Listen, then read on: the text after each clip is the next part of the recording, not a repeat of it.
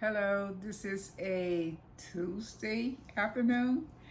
I had did my series one, and I did mention to you that I was going to come back and do a second phase of my weight loss journey, and it didn't take place as soon as I had expected. Things got very hectic and busy in my life, and I hope you all are doing amazingly well. So I am going to try to make this a little bit short. So I'm going to get rid of, not engage in a whole lot of small talk.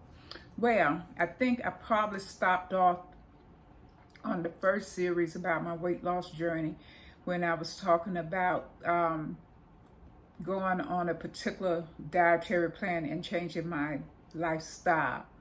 The best thing to do is try to create a positive and a healthier lifestyle versus than saying that you're going on a diet. That is the number one. That's the first approach to do. My doctors, however, have placed me on a Mediterranean type diet, which consists of eating a lot of healthier greens, including almonds, seafood, and you can eat other types of meat or whatever, but you try to eat more on the healthier, leaner side of meats, and I guess a little fat. It may not bother you, and mainly avocados and very good olive oil. And you really should take in, according to their dieting, at least a fourth of a cup of olive oil a day. And some people do that by taking it by a tablespoonful, or they would mix it with other things. But for me, I really concentrated on drizzling my foods, and look like the camera's a little slanted. I hope not. But I included that in my diet, and I tried very hard to eat 3 meals a day. Even if it was 3 small meals, I tried to balance those meals off as much as possible. But then there came a time in my life that worked, and it really did work a while, and I did lose like 42 pounds, I believe, on that, eating that way without any other type of supplements or anything to help me lose weight. And so I maintained that for over 3 years. And then it came a point in my time that I still would eat quinoa, farro, not too much on rice, but if I did, it would be basmati rice or jasmine rice, or rice that really didn't affect, have a whole lot of starch in it. And I would eat that occasionally. I would eat a lot of black beans. I would eat a lot of lentils. I would eat a lot of mackerel, sardines, all types of fish, haddock, pollock, you name every type of fish. I explored a lot of different types of fish.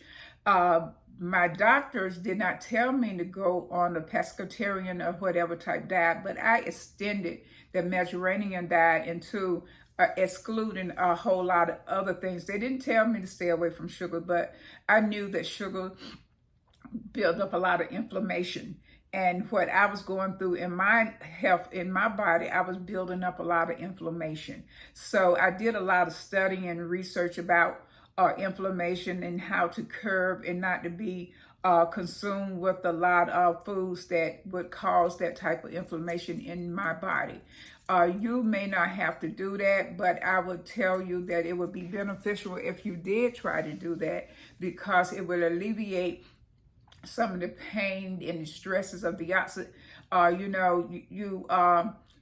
You damaging your cells and everything with a whole lot of sugar. So if you was to try to stop doing that, I didn't eat fried foods. I would always either saute, bake, or grill my foods when I would eat it, and start venturing into a lot of different other type leafy greens, dark greens. I always was a person that would buy or eat a lot. I didn't even buy, but eat a lot of tomatoes. I am just a tomato fanatic.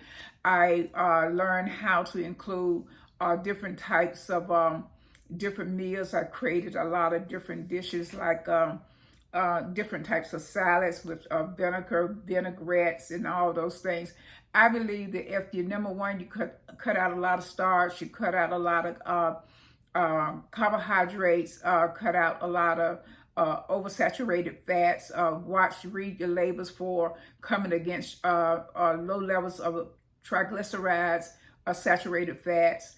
All of those types of things you try to eliminate as much as possible. I became really good at reading labels and trying to understand labels and try to exclude. And my numbers was fantastic as I was doing that, because you was putting in all the good that you could possibly put in. So then I started coming onto this thing where, I started being around other people, and I'm not going to give those people's names. And they was eating a lot of things that I had excluded out of my diet, even though I didn't become an addict or someone that overate those things. I started including a little bit in my diet. And then on top of that, I had mentioned early on that my dog had passed away. So then that took away from me being active and walking. So I tried to that's when I started getting into trying to be more active on social media and trying to motivate not only people, but motivate myself and trying to be very active. And I would do little, movements and wherever else that you could find when you go to aerobics class and everything. And I tried to become very active in that, but of course it was including using secular music, and some people frown on secular music. Oh, I thought you was a Christian and you're using secular music. Oh, you're gonna die and go to hell or whatever like that. But at the end of the day, I talk to my Heavenly Father when it comes to all of that. And so I somewhat like tried to just stay active, because I knew it was good for my cardiovascular disease. Anytime that you are overweight, anytime that you find that you have hereditary things, people or whatever in your DNA, that you are prone for some of these things. I never became diabetic, but I would be like borderline diabetic. I had high blood pressure, dealing with high blood pressure. And so therefore, when you combine when you combine high cholesterol, A1, you become susceptible to becoming a diabetic. And your A1C, that's what I was going to say, would be keep elevating, and then it never did get over like 6.2, whatever, now 6.3 or whatever, but it was still elevating. Then I would be able to eat and be more active. I'd drop it back down to like 5.9, 5.11 or whatever, or 6.0. But so it just kept fluctuating back and forth. However, blood pressure was about the same way. I could manage it with a diet, and I was managing diabetes with a diet, becoming a diabetic with a diet, and being active or whatever. So I never did become one that had to get on medication for trying to control my diabetes, because I watched that with my lifestyle. But blood pressure medication, I was on blood pressure medication and taking cholesterol medication. I am fortunate to say that those two was the only two medications that I still do take, and the only two that I ever did have to take. So therefore, I can count myself blessed on that part, but it takes a whole lot of hard work, and it takes a whole lot of you being involved as far as what your numbers are concerned. So once I started dealing with all of that, and I started picking up weight again. I started picking up weight because I wasn't really being mindful of what I was doing. I wasn't being active. I was still drinking my waters and everything, but I was not going out 3 times or 4 times a day doing short walks because that's what I used to do with my pet. And so that started showing a difference. You know, my numbers wasn't going up, but my body mass was going up. I was picking up weight. So I became a little frustrated with that, and I talked to one doctor, which is no longer my doctor. She's going back to Maryland, as I mentioned in the first series. And let me look at this time. Oh, I have about 1 minute, so I'm going to cut it off. So I talked to her, and I told her that I was very concerned about me gaining weight no matter what I would do, even though I was trying to go back to excluding things in my diet. I could not lose that weight. That weight would never, it would not drop off. I mean, it was just like it was just as if my body had shut down as far as trying to, my metabolism was not even, it was like non-existent.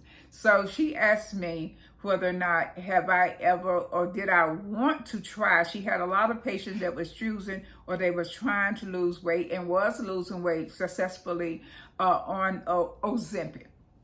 So I'm going to cut that part off right here. So when I come back to you again, I am going to talk to you about the pros and cons of taking Ozempic. And tell you what went on with me when it came to that, but not necessarily everyone else. Toodaloo now, you have a blessed one, and be definitely looking out for number 3. I am going to talk about my journey on Ozempic. Okay now, bye-bye.